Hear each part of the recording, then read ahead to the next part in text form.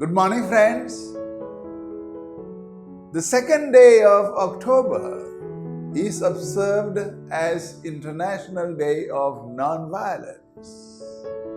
It was established by the United Nations in its General Assembly on 15 June 2007.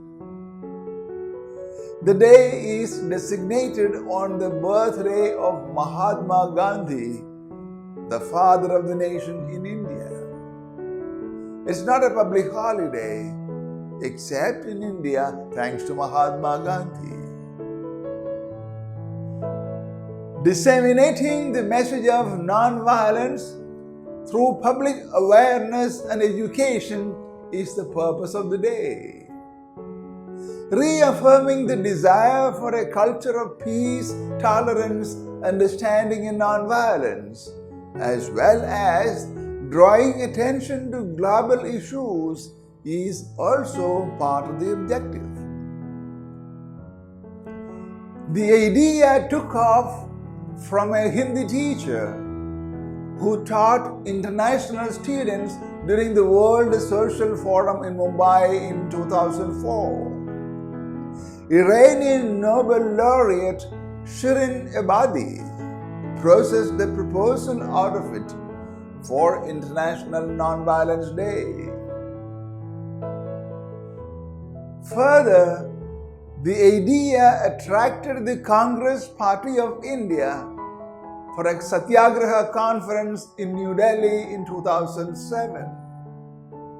Furthermore, President of the Indian National Congress and Chairperson of the United Progressive Alliance, Sonia Gandhi, along with Archbishop Desmond Tutu of South Africa, proposed to the United Nations to adopt the idea. The United Nations Postal Administration in New York City prepared a special gadget to commemorate the event, followed by a request from the Indian ambassador at the Permanent Mission of India to the UN. All outgoing UNPA mail between 2 and 31 October was scheduled to carry the gadget. Mahatma Gandhi was leader of the Indian independence movement and pioneer of the philosophy and strategy of non-violence. The four pillars of non-violence for Mahatma Gandhi were Sarvodaya, Swaraj, Swadeshi and Satyagraha, meaning justice for all creatures, self-rule, genius of the local and non-violent resolution, respectively. Non-violence is the personal practice of not causing harm to others under any condition. It is the general philosophy of abstention from violence. Hurting people, animals or environment is unnecessary to achieve an outcome. Non-violence is the greatest force at the disposal of mankind. It is the mightiest weapon devised by the ingenuity of man. Michael Nagler observes, violence sometimes works, but never works in making things or relationships better, for example. Non-violence sometimes works and always works. Cesar Chavez says, we can change the world if we do it non-violently. If we can just show people how they can organize non-violently, we can't fail. Non-violence has never failed when it is tried. Jesus Christ was a great ambassador of non-violence. He said, if someone strikes you on one cheek, turn to him the other also. Again, If someone takes your cloak, do not withhold your tunic as well. Luke 6:29. Yet again, if anyone forces you to go 1 mile, go with him 2 miles. Matthew 5:41. These words of Jesus had a great impact on Mahatma Gandhi in formulating his idea of non-violence. Violence is a comprehensive reality that cruelly tears the fabric of reality. It is any physical, emotional, verbal, institutional, structural, or systematic behavior, attitude, policy, or condition that dominates, dehumanizes, diminishes, disrespects, or destroys ourselves, our fellow beings, or our world. Mahatma Gandhi said, "We have to make truth and non-violence not matters for mere individual practice, but for practice by groups and communities and nations." That at any rate is my dream. I shall live and die in trying to realize it.